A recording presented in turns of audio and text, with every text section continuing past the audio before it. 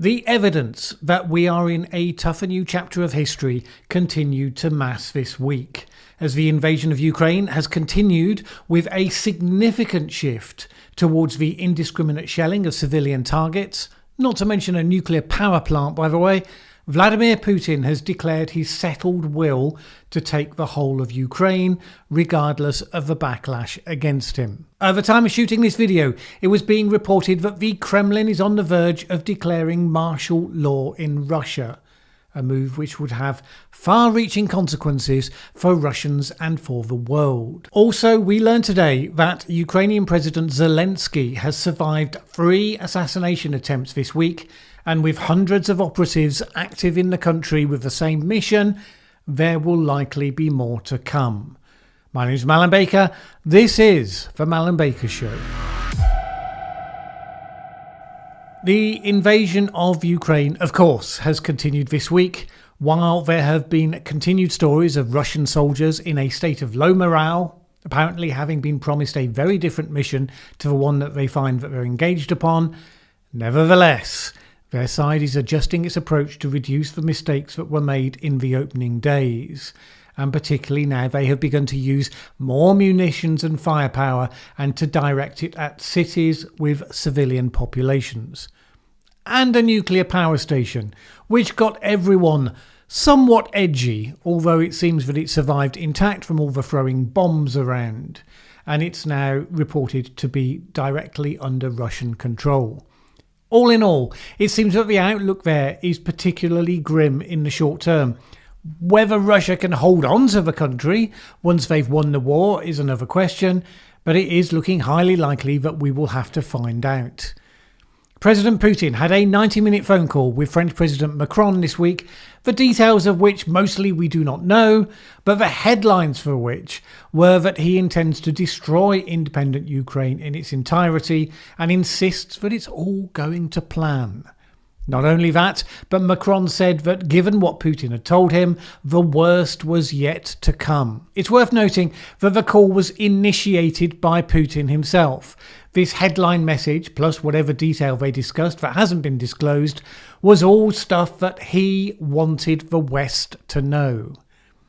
Some people have speculated that he made an error of judgment or that he was pushed into a decision that he'd not been planning for.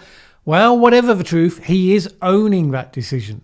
And there seems to be growing evidence that this is a plan that has been developing for some time.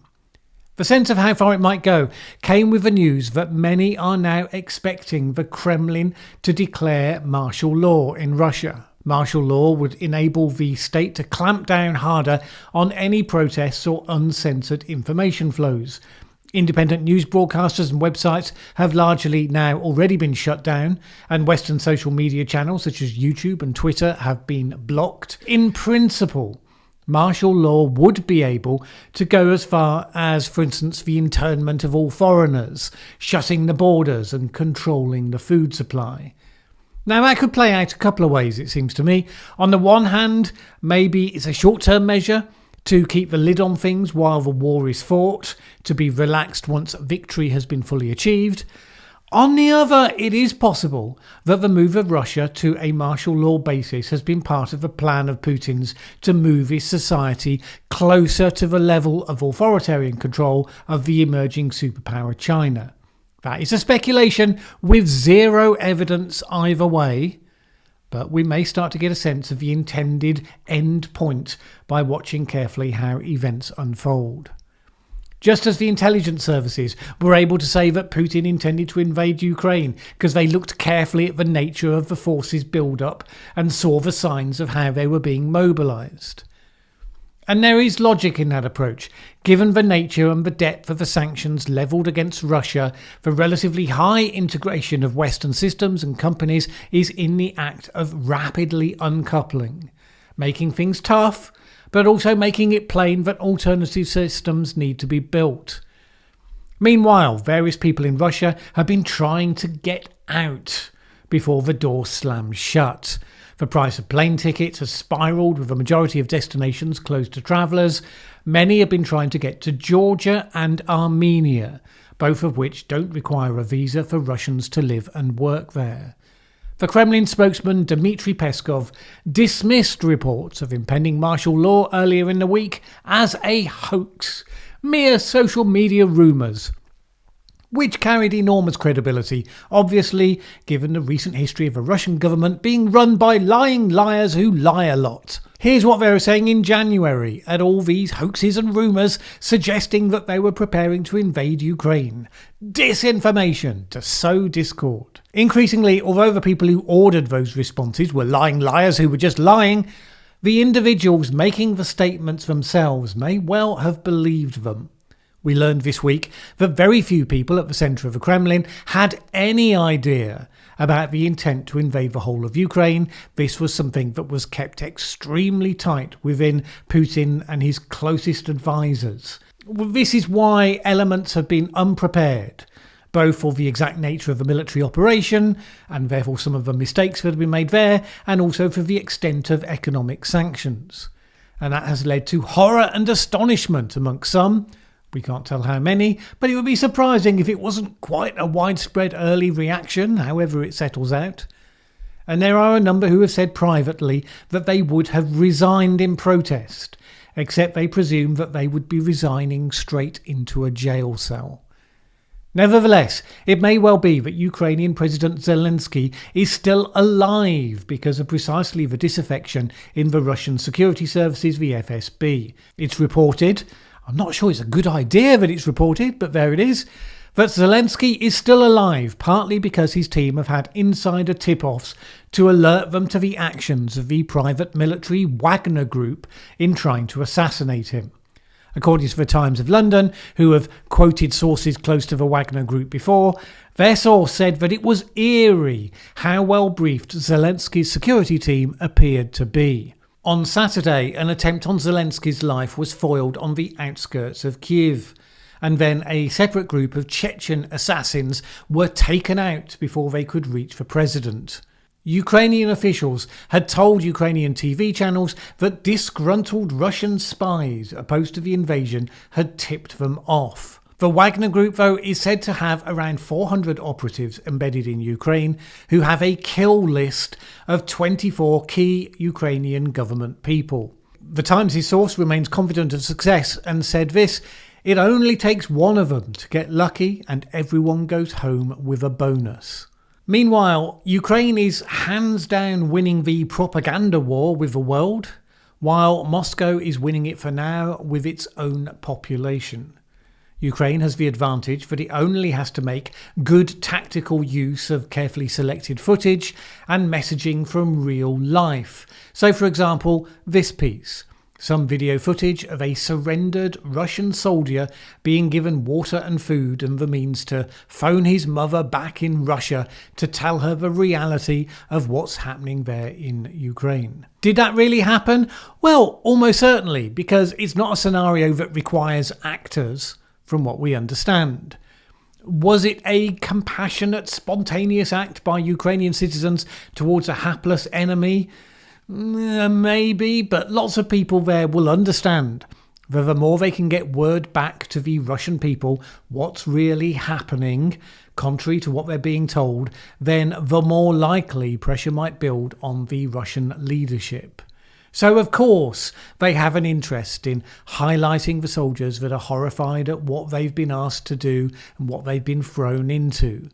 It doesn't make it cynical, but let's just be a little sophisticated and understand that it's selective. Sophisticated is not, however, a word to be used right now, anyway, for the Russian alternative. According to official Russian reports, footage that Russians have seen of a strike on Kharkiv's Freedom Square, well, that was carried out by the Ukrainians themselves. Seriously, the heroic, good-hearted Russian army have walked into Ukraine only to find its citizens standing around repeatedly punching themselves in the face, or something.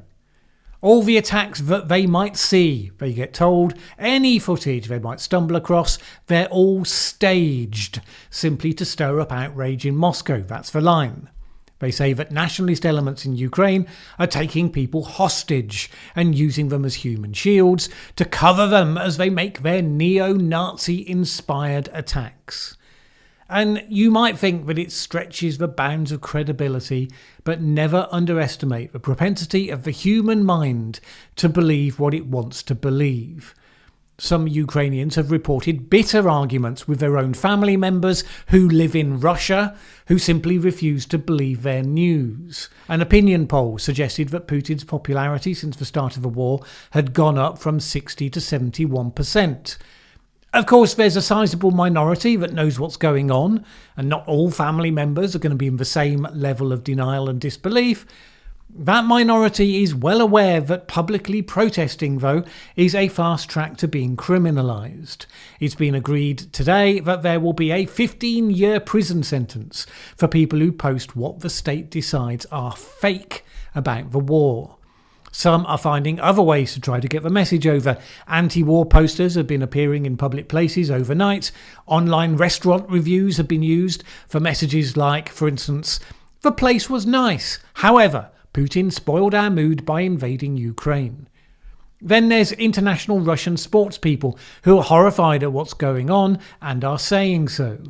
Indeed, even a representative of the recent IPCC meeting on the latest climate change report apologised for the actions of his country to the Ukrainian delegate, an action that got him denounced at home and calls for him to be stripped of his position. Now, none of that is the stuff that's going to create a popular uprising, you would have to assume. Interestingly, Bitcoin has reportedly been surging over the last couple of days as Russians are increasingly turning to digital currencies as they get locked out of the traditional financial system. According to crypto market analyst firm Kaiko, trading between the Russian ruble and the cryptocurrency Tether hit a record high this week, as did volumes with Bitcoin itself. The surge was because of Russians trying to get ahead of the rapid devaluation of the ruble, which has been plunging. It seems unlikely to be a vehicle whereby the billionaires directly targeted by sanctions could find ways to protect their wealth. Few cryptocurrencies are fully anonymous, for one thing, and the big crypto exchanges such as Binance and Coinbase have said that they will block sanctioned users from their platforms. Cryptocurrency is also not much use to the Central Bank of Russia and to the government as they try to get around the frozen or blocked funds that they can no longer get access to.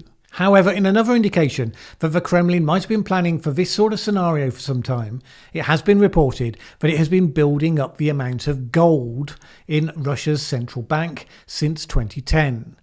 Russia had more gold than US dollars for the first time in June 2020, making up more than 23% of its total reserves. An executive of one of the largest Sudanese gold companies told the UK's Daily Telegraph that Russia has a lot of operations in Sudanese gold, which is smuggled in via small planes.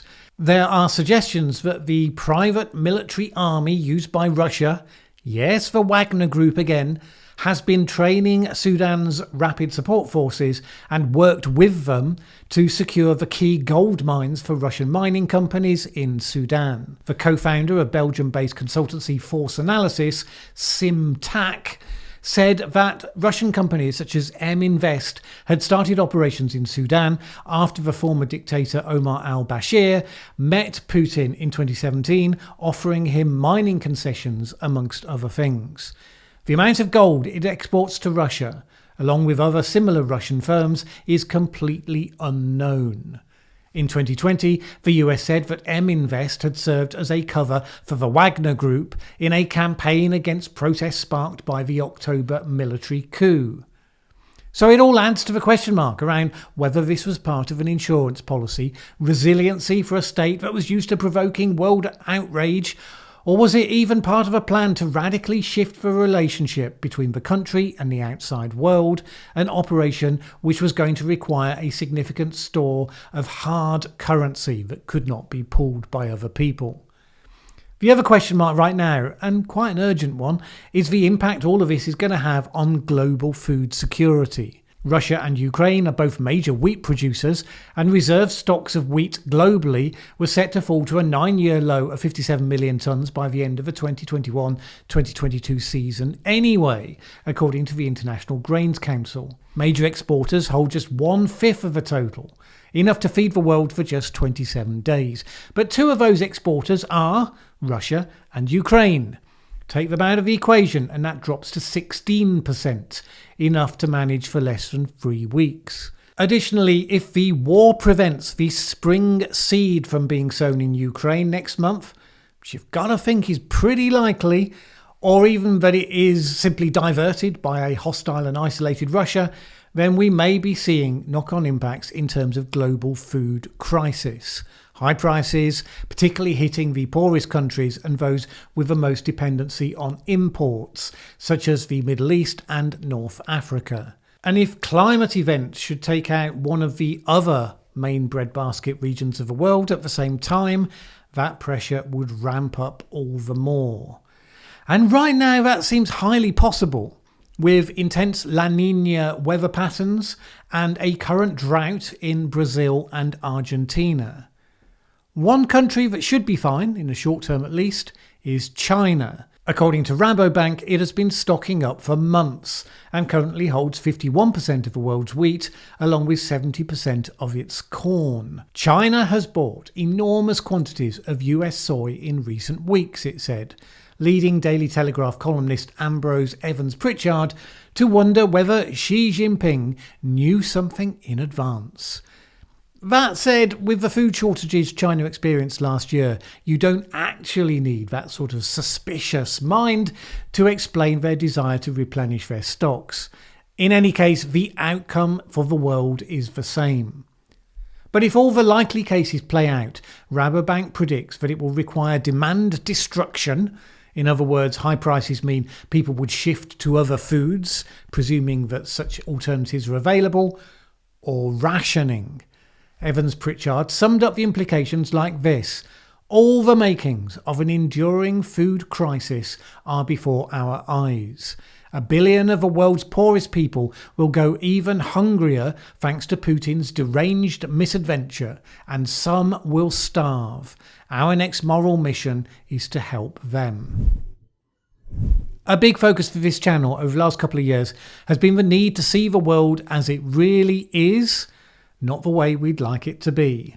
Following the evidence, regardless of the ideology and all of that, you've heard it often enough. One of the reasons for clear perception is to recognise when a moment has come when the rules have changed and you need to adapt accordingly. If you fail to recognise such a change, that can be a fast track to failure. Now, businesses understand that because changes in the marketplace happen all the time. And failures likewise. So they have become the one human institution that has become relatively good at managing change. Some better than others, inevitably, nevertheless. However, ideologies, political parties, governments, social movements, they are generally really bad at recognising the implications of a changing context. They'll go into extended periods of denial while they try to shoehorn their existing worldview into the new circumstances. The truth is that whatever we need to do about it, the context has now changed beyond recognition in the last couple of weeks. What was implied and intellectually understood, that there was this slow gathering of forces in a gradually changing geopolitical world, has now turned into rapid change and open struggle. The West had become complacent enough to become self-obsessed, decadent, focused on trivia. Now we have been, whether we accept it yet or not, plunged back into a likely lengthy new Cold War. Now we have to face up to the fact that we have an enemy. I don't moralise or seek to demonise people on this channel, but it is the only description. A hostile state, armed with nuclear weapons, a large conventional army, highly skilled in information warfare, led by someone who seems to have been planning for some time to renew an empire-building path. And while Russia has broken cover and stepped out from the shadows, the more powerful opponent, China, remains in those shadows. That doesn't mean that we should expect they're about to behave in the same way that Putin is. It's not obvious that it would be in their interest to do so, but we should stop messing about with pretending that they don't have a similar end goal in mind. I mean, governments often say that they kind of recognise that. They just don't behave like they believe it. This is a conflict that we could easily lose and end up in a very different world to the one that we know today. We have to relearn the seriousness that we had when we faced this before. We need to get rid of the hyper-emotional fragility, the self-indulgence of the social media era on all sides, politically. We need more serious leaders who can learn some history, deal with the reality of people's lives and aspirations, rather than, clowning about in some performative dance, which is what we've seen over the last decade. I mean, if Ukraine's comedian leader could do it, literally, he was a comedian, then we have to be able to do it as well. Has the recent renewed resolve of the West in the last week, does that demonstrate that we're ready for this? Not yet. We've had a bucket of cold water in the face and it's had a salutary effect. It's not going to happen overnight. Maybe it won't happen at all. But we're back into a world where big history happens. We already face a major energy shock, food and supply chain disruptions, and the realisation that, never mind all that eco-anxiety, the nuclear war anxiety that kept me awake as a teenager in the 1980s, that one's coming back as well. The stakes are high. It requires the grown-ups back in the room. All of that has lots of implications.